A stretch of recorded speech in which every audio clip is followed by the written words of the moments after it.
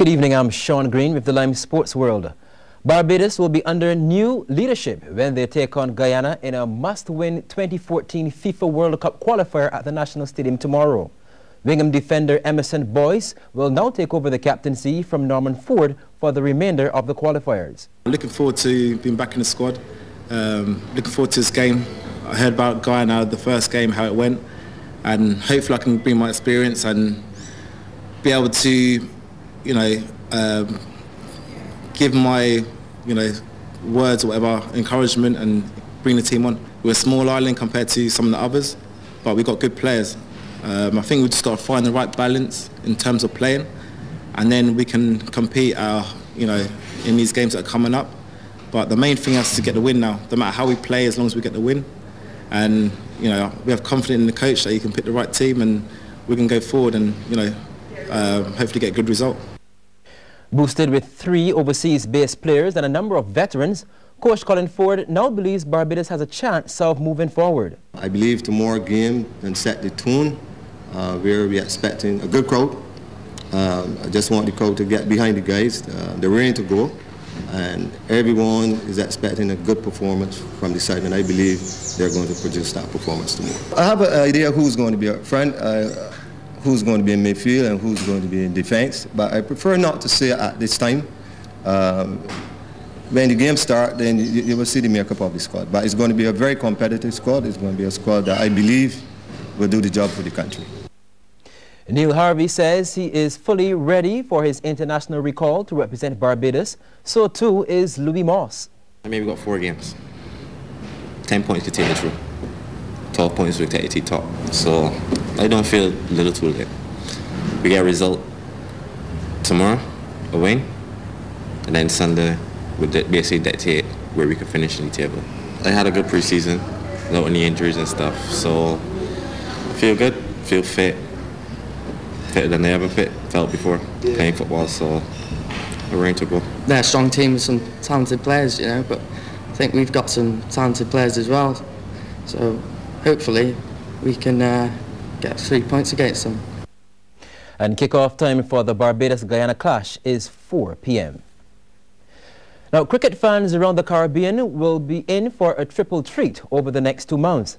The Line and Length Network will be bringing to listeners in 15 different countries live ball-by-ball radio coverage of the upcoming West Indies-Bangladesh series, which starts on Tuesday morning. The Super Cup 50 over tournament in Guyana, which runs concurrently, and then the West Indies-India series from next month and into December. This was revealed today at a special media launch at the Cricket Legends of Barbados. CBC's Shane Jones was there. It will cost thousands of dollars to mount the coverage of these 3 tournaments.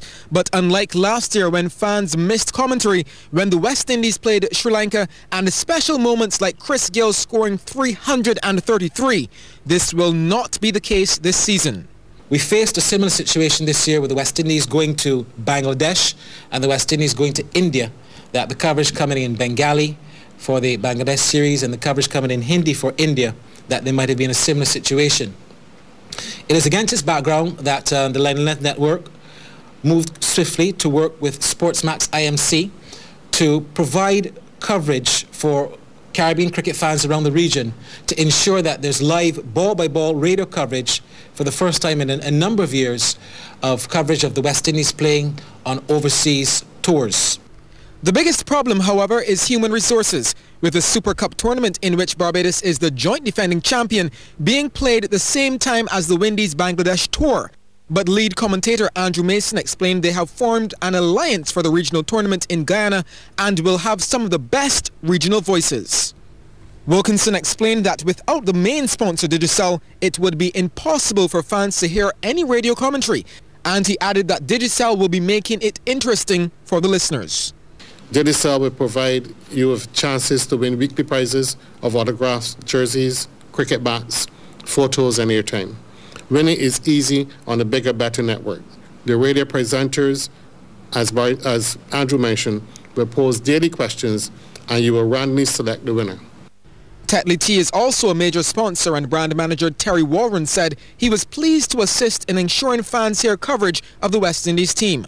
Other sponsors for the overall broadcast include Barbados Lumber Company, Cricket Legends of Barbados, Sports and Games, and McInerney Quality Inc. The West Indies play 1 T20, 3 ODIs and 2 tests against Bangladesh. There are 9 days of cricket at the Super Cup in Guyana and then 3 tests and 5 ODIs against India. The first ball bowls off at 4:30 a.m. on Tuesday. Shane Jones, CBC Sports. 4 young national weightlifters will represent Barbados in this year's Commonwealth Weightlifting Championships in South Africa. Team captain Sion Barrow, along with Almart Applewhite, Brandon Innes and Brandon Best, were scheduled to leave the island today for the October 10th to 15th tournament. And coach Andrew Callender told CBC Sports that the team should produce a good overall result. Brandon should come back with a goal for sure. I think if he doesn't get it, I'd be really disappointed. Brian Best, he's coming off an injury as well, and he's looking good. You know, and Brian's attitude on competition day is very, very high. He's a very smart and intelligent young man. And I think also Brian as well. Almart, he's moved up in a weight class since March to the 69. So you see how he'll hold up in that division. For Sion is, you can say, is the baby. But since the past year, Sion has developed tremendously, physically, mentally, and he's going as the team captain. So he would have to make some decisions for me, with me, you know, so a lot would be on his shoulders. Coach Callender has thanked the Barbados Olympic Association for its continued support, especially in a difficult financial year. There were victories for Oasis and Cormier last night in the Goddard Enterprises Division 1 men's volleyball competition. Playing at the Wildy Gym, Oasis beat Foundation 25-21, 18-25, 21-25, 25-19, 9-15, while Cormier upset Progressive in 4 sets. CBC's Andy Thornhill reports. Well, an indication that this was going to be a tight game. Well, the Rastaman Darren Franklin certainly didn't stir like that for the team in green. This Foundation, though, trying to come back, and Franklin this time at the block. He's going to have a good night. Foundation would find another opponent with dangerous intentions in mind. Rennie Archer with the kill. Let's see if the Foundation team can answer back. In the affirmative, they did. This is going to be a night of decision. Archer says, I'll take it, and he did.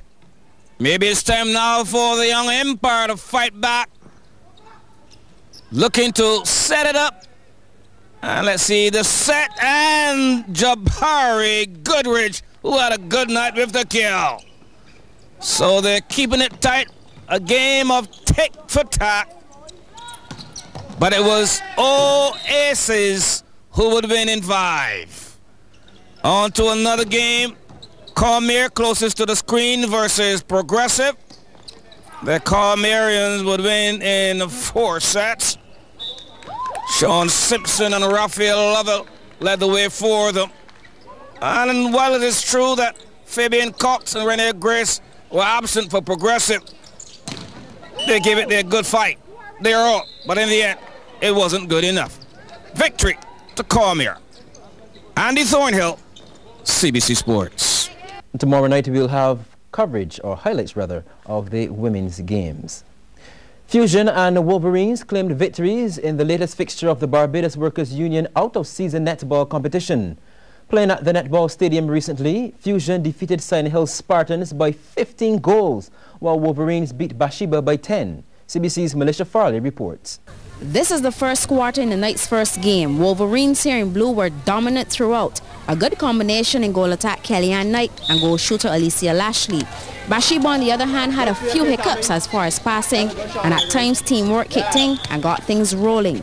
But Wolverines put in another gear and took advantage in this opening session, leaving the girls in pink down by 3 as they took the first quarter 7-4. In the second, it was just as brutal, so much so that Bathsheba did not even get to score in this session. Rain came and brought out the shower caps, and Wolverine kept their attack up. Goal shooter Lashley had 15 from 22 attempts, and Knight, she had 11 from 17. Bathsheba's poor defense saw Wolverine win in the third quarter 20-12, and taking the game 26-16. The third quarter is where we pick up the clash between Fusion in orange and Sion Hill Spartans, with Spartans down 6 goals to 15. And just like the previous game, this one too was a one-sided affair, with Fusion dominating. The Spartans did have their moments at times. This is goal shooter Malia Hines, who had 6 from 14. But Fusion rallied on to take the third quarter 21-10. In the final lap, Fusion extended the gap thanks to Carrie-Ann Brathwaite, who had 19 goals from 25 attempts. Spartan added 3 goals to their score in this period, while Fusion scored 7 more to take the game by 15 goals, 28-13. Melissa Farley, CBC Sports.